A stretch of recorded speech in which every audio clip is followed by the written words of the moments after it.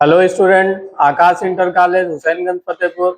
Biology classes by Vineet sir.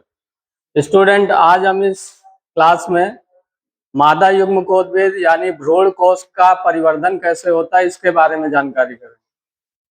तो भ्रूण कोश कैसे बनता है, उसका विकास कैसे होता है, ये पढ़ना है हमें। तो सबसे पहले हमें ये पता होना चाहिए कि किसके द्वारा ये बनेगा। जैसे गुरु बीजाणु जनन हम लोगों ने पढ़ा हुआ है कि गुरु बीजाणु मातृकोशिका में अर्धसूत्री विभाजन के द्वारा 4 अगुणित गुरु बीजाणुओं का निर्माण होता है। 4 अगुणित गुरु बीजाणु तो बनते हैं, लेकिन उनमें से 3 नष्ट हो जाते हैं और एक ही क्रियाशील रहता है। यानी 3 गुरु बीजाणु क्या होते हैं, डिजनरेट हो जाते हैं और एक ही फंक्शनल रहता है, यानी एक क्रियात्मक गुरु बीजाणु रहता है। तो यहाँ पर चित्र में आप देख सकते हैं गुरु बीजाणु मातृकोशिका है, यानी मेगास्पोर मदर सेल इसका केंद्रक है। तो ये इसको हम कह सकते हैं कि ये क्रियात्मक गुरु बीजाणु है। 4 बनते हैं तो 3 क्या होते हैं, जो बीजांड द्वार की ध्रुव पर होते हैं उस साइड के 3 गुरु बीजाणु नष्ट हो जाते हैं और जो निभाग के ध्रुव वाला होता है गुरु बीजाणु वो क्रियाशील रहता है और उसी के द्वारा आगे चलकर भ्रूण कोश का विकास होगा। तो जो क्रियाशील गुरु बीजाणु है उसका जो केंद्रक होगा वो विभाजित होगा और अब जितने भी विभाजन होंगे यहाँ पर सभी समसूत्री विभाजन होंगे। तो समसूत्री विभाजन द्वारा जो गुरु बीजाणु मातृकोशिका का केंद्रक है या क्रियाशील गुरु बीजाणु का केंद्रक है वो 2 केंद्रकों में विभाजित हो जाएगा।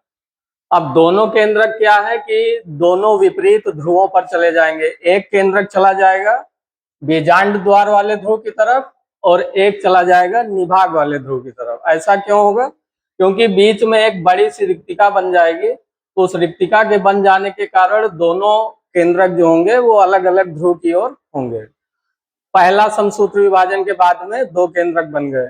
अब प्रत्येक केंद्रक में दोबारा फिर से समसूत्र विभाजन होगा। तो ऊपर वाले ध्रुव पर भी अब एक की जगह कितने हो जाएंगे, 2 केंद्रक बन गए और नीचे वाले ध्रुव की तरफ भी एक की जगह पे 2 केंद्रक बन गए। इसके बाद में तीसरा समसूत्री विभाजन होगा।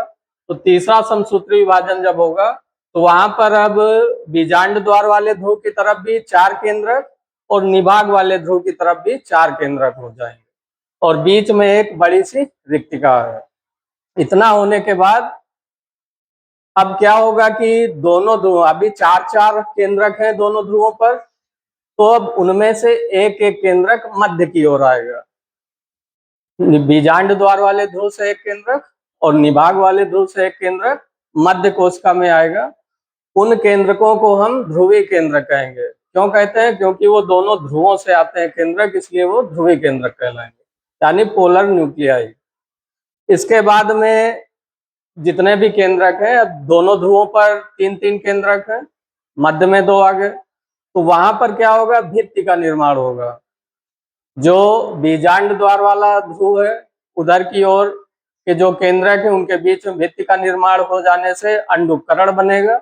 अंडुपकरण मतलब एगेप्रेटस। अंडुपकरण की जो बीच वाली कोशिका होती है, जो बड़ी होती है, वो अंड कोशिका बनाएगी और उसके दोनों तरफ एक एक सहायक कोशिका बनाएगी। इन्हें सिनर्जिड सेल कहा जाएगा।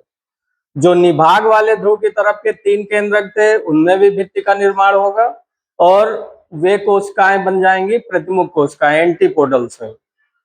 तो अब तक में यहाँ पर चित्र में हम देख पा रहे हैं मध्य में 2 ध्रुवीय केंद्रक दिखाई दे रहे हैं। निभाग वाले ध्रुव की तरफ प्रतिमुख कोशिकाएं यानी एंटीपोडल सेल दिखाई दे रही हैं और बीजांड द्वार वाले ध्रुव की तरफ बीजांड द्वार की तरफ अंडुपकरण के अंतर्गत मध्य में एक जो बड़ी कोशिका है अंड कोशिका और उसके दोनों ओर एक एक सहायक कोशिका है। अगले चित्र में देखेंगे तो ये जो 2 ध्रुवीय केंद्रक है, तो जब ये आपस में संयुक्त हो जाते हैं तो वो बनाते हैं द्वितीय केंद्रक यानी सेकेंडरी न्यूक्लियस और बाकी की कोशिकाएं उसी प्रकार से रहेंगी। अगर निषेचन के बाद क्या होता है ये देखें हम, तो इस चित्र में देख सकते हैं ये निषेचन के बाद जो परिपक्व भ्रूण कोश बनता है उसका चित्र है। तो परिपक्व भ्रूण कोश किसे कहा जाता है? जो निषेचन के बाद में पूर्ण रूप से परिपक्व हो चुका है। तो उसमें क्या क्या होगा, डीजनरेटिव सिनर्जिड का मतलब है कि सहायक कोशिकाएं जो निषेचन के बाद में नष्ट हो जाती हैं। सहायक कोशिकाओं का कार्य होता है कि जब पराग नलिका आती है उसके अंदर जो दो नर युग्मक आते हैं तो भ्रूण कोश के अंदर उनको पथ प्रदर्शन का कार्य करती है। इसके बाद में सहायक कोशिकाएं नष्ट हो जाती हैं। प्रतिमुख कोशिकाएं भी निषेचन के बाद में नष्ट हो जाती हैं। अब बचा क्या? एग सेल यानी अंड कोशिका और जो द्वितीय केंद्रक यानी सेकेंडरी न्यूक्लियस था। तो अंड कोशिका प्रथम नर युग्मक यानी दो नर युग्मक आते हैं तो उनमें से पहला नर युग्मक अंड कोशिका के साथ निषेचन करके यानी संयुग्मन की क्रिया करके युग्मनज बनाता है और युग्मनज ही आगे चलकर विकसित होकर भ्रूण बनता है। जो द्वितीय केंद्रक होता है वो पहले से ही द्विगुणित होता है। तो द्विगुणित द्वितीय केंद्रक और एक नर युग्मक जो अगुणित होता है तो ये दोनों मिलकर क्या बनाते हैं? एक त्रिगुणित संरचना जिसे प्राथमिक भ्रूण कोश केंद्रक कहेंगे यानी प्राइमरी एंडोस्पर्म न्यूक्लियस, और ये आगे चलकर भ्रूण कोश में विकसित हो जाता है। भ्रूण कोश का कार्य क्या होता है कि वो भ्रूण को पोषण प्रदान करता है, यानी भ्रूण के परिवर्धन के समय भ्रूण को पोषण की आवश्यकता होती है तो वह कार्य भ्रूण कोश करता है। तो इस चित्र में आप देखेंगे तो यहाँ पर युग्मनज दिखाई दे रहा है। तो युग्मनज निषेचन के बाद ही बना था। किसके द्वारा बना है? जो अंड कोशिका थी और नर युग्मक के साथ निषेचन होने के बाद में ये युग्मनज बना और यही युग्मनज आगे चलकर भ्रूण में परिवर्तित हो जाएगा, विकसित हो जाएगा। जो ये सेकेंडरी न्यूक्लियस होता है द्वितीय केंद्रक, वो दूसरे नर युग्मक के साथ निषेचन करके प्राथमिक भ्रूण कोश केंद्रक जो त्रिगुणित संरचना होती है, कैसी होती है? त्रिगुणित। और युग्मनज कैसा होता है? द्विगुणित।